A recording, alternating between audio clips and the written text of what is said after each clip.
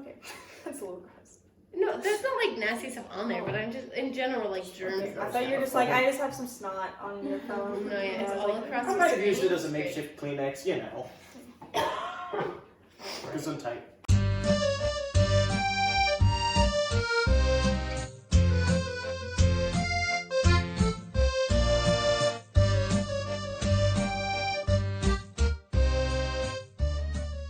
I'm Karen Kitchell. I'm a Republican, but I encourage thought. Hi, I'm Taylor Porter, and I'm a Democrat. Hi, I'm Carla Rock, and I'm a conservative Republican. A private business has the right to turn away any customers for any reason.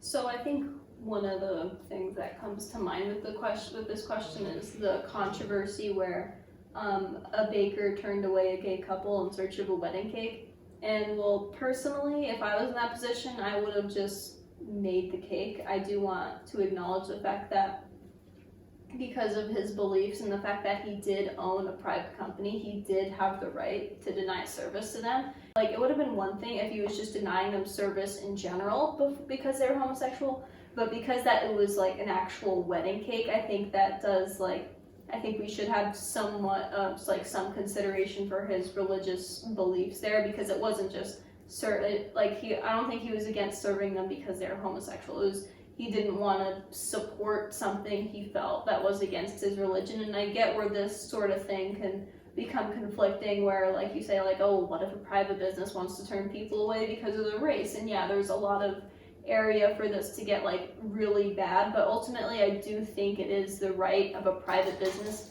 to turn customers away if they feel that they have a legitimate reason why they don't want to serve them. Yeah, so this country is all about freedom, and you have freedom to be, have the beliefs you want to have, as long as you're not actively like hurting another person. And while I can disagree with any thing that you do, that doesn't mean that I can prevent you from doing it, because taking away that would also mean you can take away my freedom of expressing values that would be more morally accepted, or if so for example, you brought up race, and so I don't think it's okay for a company to be racist, and and I don't think anybody does, but if I found out that this company turned away a couple because they were just because of their specific race, I would not attend the company. I would protest against the company. I would not get involved or support that company. But as a private business, I believe they have a right to practice their business, even if we just don't have we don't have any obligation to agree with them, but they do have the right to practice it. And I myself, I don't mind if anybody here, or well, at all, is of the swings on the other side of the fence. I just don't want to hear about it.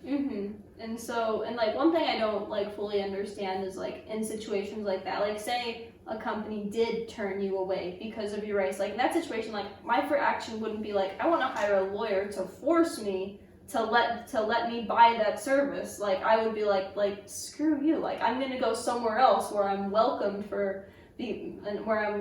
and they don't care about the color of my skin. And also with that situation with the wedding cake and the gay couple, if I was the gay couple, I understand why they were frustrated in that situation, but at the same time I feel they should have just gone to another bakery, where another bakery would have been happy to make them that cake, rather than harass the guy who didn't want to make them that cake because of his religious beliefs. I feel instead of forcing private businesses to align with what you feel they should do, why don't you just go to the private businesses that will serve you the way you want to be served? Yeah, I don't think you should be able to legally interfere with someone's beliefs, no matter how they are, because then, like I said earlier, once you take away one person's freedom, where does it end? Yeah, where does that go?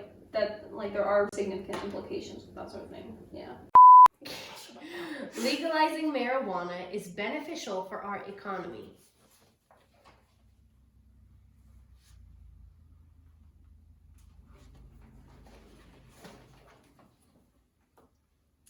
So I do feel strongly about this issue. I'm definitely very against the legalization of marijuana because I feel like I do recognize the benefits of the tax revenue, but for legalizing marijuana itself, I'm against that because I think it sends a very wrong message. It is a gateway drug. It can definitely lead into harder drugs, and it's also not. It's very unhealthy. It kills your brain cells, and it can lead to chronic bronchitis. It just has like very detrimental effects on your health, especially if used over long periods of time. And I feel in Colorado, a place who has legalized marijuana, a significant problem they've been having is kids in elementary schools eating the edibles, and that's a really big problem because digested marijuana has even stronger effects than inhaled marijuana. Also, just another point to bring up, we already have problems with drunk driving, and there have been a lot of instances already of people dying in accidents where the driver is under the influence of marijuana. When they legalized recreational marijuana in Colorado, crashes, the rate of crashes, that it went through the roof. It's increased significantly because people are driving high.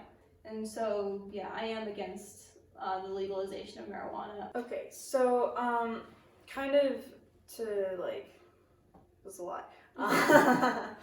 But just to kind of start with what we started with, I think marijuana is a highly consumed drug.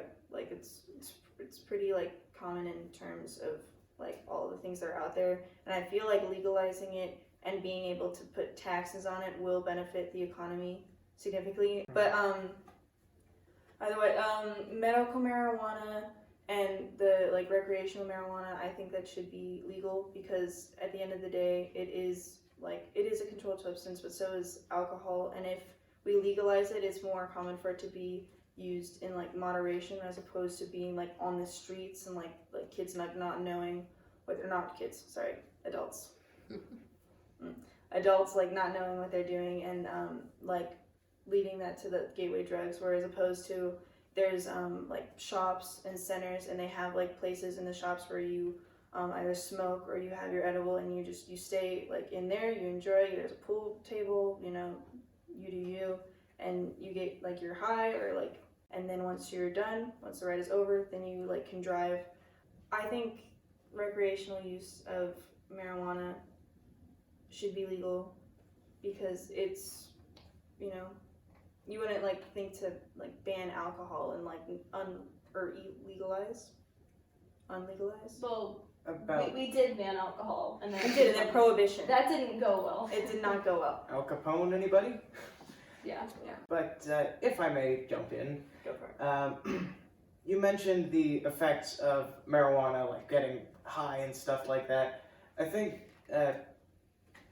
going back earlier, aren't the effects of marijuana worse than alcohol? Yes. Well, yeah, marijuana, you smoke a joint, you get high pretty quickly after that. Alcohol, you have to drink, it's a process. It takes a couple shots. I mean, depending on your height, alcohol tolerance, you do have to drink quite a bit before you become substantially impaired. But marijuana, it is right away, and it does cause brain damage. And I'm not a big fan of the idea of dumbing down our population that already seems somewhat not entirely logical at some points. And so if anything, instead of supposedly putting more money to help education, marijuana has more diminished education by spreading throughout. I mean, we all go to Shadow Mountain. We've seen how many times the fire alarm has gone off. Yeah, and it's worth noting that edibles, they make them in gummy bears and things that are very appealing to kids. So that's the thing, if you bring it into more regulation with the government, then the government can step in and be like, hey, you're not allowed to make edibles gummy bears anymore. Well, yeah, but this is this sort of thing has happened since it's been legalized.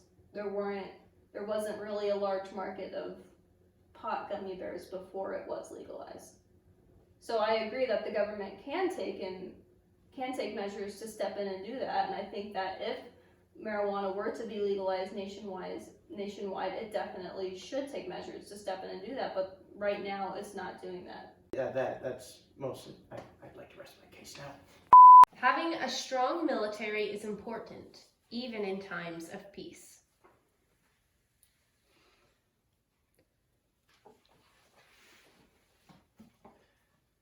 Well, if I may quote an old Roman proverb, I am full of proverbs today. I don't know who said it, but it was if you want peace, prepare for war.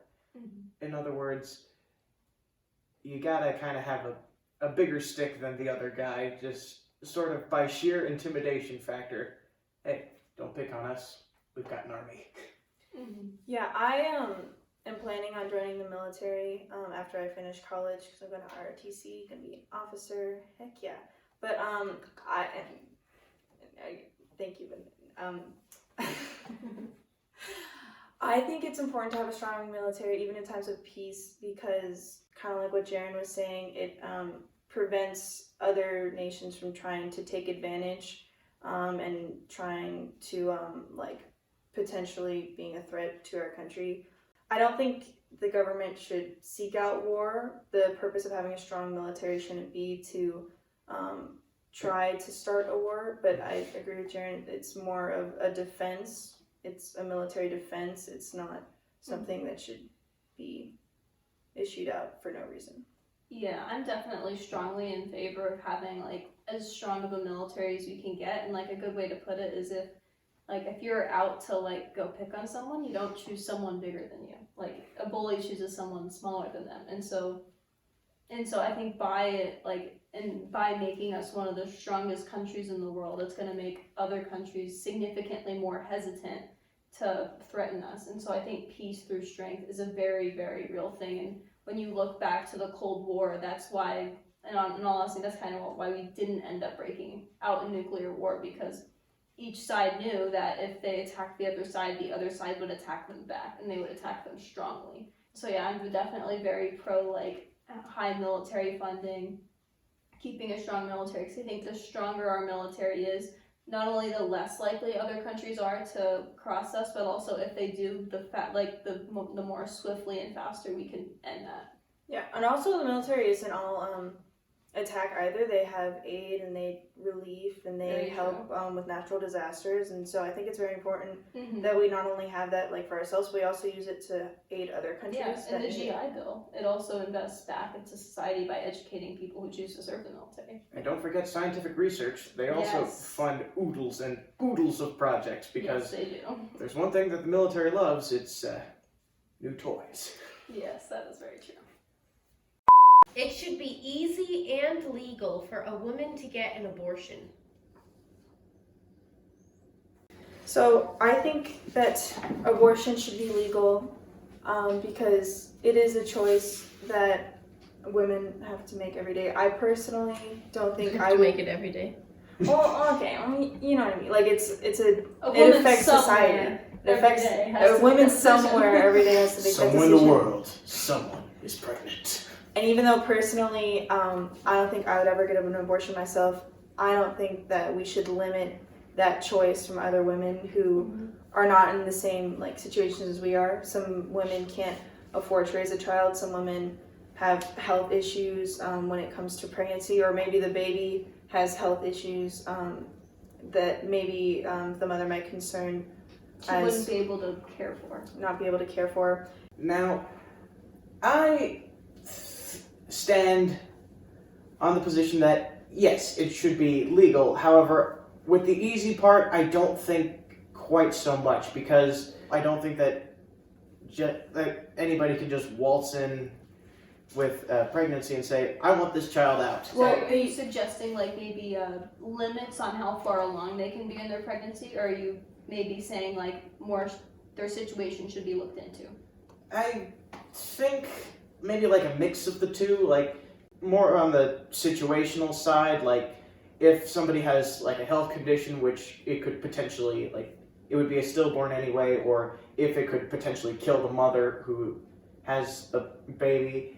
If something along those lines, I think that, yes, I think that an abortion would be the best option there. Talking about your easy thing, is like a mandatory like wait period. Like you go in for an appointment and then they discuss like their options with you. They do discuss the like adoption process, and they do discuss abortion, and then they make you have you can't just get it day of, and so I think that helps. It's not necessarily super well implemented sometimes. Sometimes abortion is like shown to be like more encouraged in some clinics, but for the like there is a mandatory like wait time. Like, you can't just like waltz on in and be like, you know what? Nah, get it out. I mean, I understand your concerns, although I personally do feel that it should be on the easy side for a woman to get an abortion. I am in favor of the wait period because I have heard of times where women, they go in and get abortions and like the doctor says like, okay, go home, like think about it for a night, and then they end up deciding like they do want to carry the pregnancy and they end up becoming parents and enjoying that. But I don't like the idea of abortion being something that's like hard to get. I don't feel like it should be that massive of a process. Like, I would even go as far to say that like they should be that women who are technically like underage, who aren't 18 yet, parental consent shouldn't even be required for that, because like I don't think that's a parent's decision to make for their child whether or not that they should be forced to carry a pregnancy. I think that should be your decision because it is your body. I just like kind of just bringing like your point home. I don't think the government should decide like, hey, you are allowed to get an abortion or you are not allowed to get an abortion. It's like, you know, like when you apply for your FAFSA, and they're like, the government, like based on your situation, the government can give you like this much money. I don't think that should be like the same with and also pregnancy. I just feel like it should be easy in a sense. Like, there should be a waiting period so they can honestly think about the really big decision that they're making. I don't think that it should be a really long, complicated process. You make a fair point. And a complicated what is the process now, just so we're all up to speed? I'm pretty sure the process though is you have to go to the clinic and you get an appointment. They lay out other options for you. There's a waiting period, and then from after the waiting period, you can decide to schedule an abortion, and then you go in, and then they put you under anesthesia. They take you to the room. The abortion is performed. Now, I agree with the safe and legal part.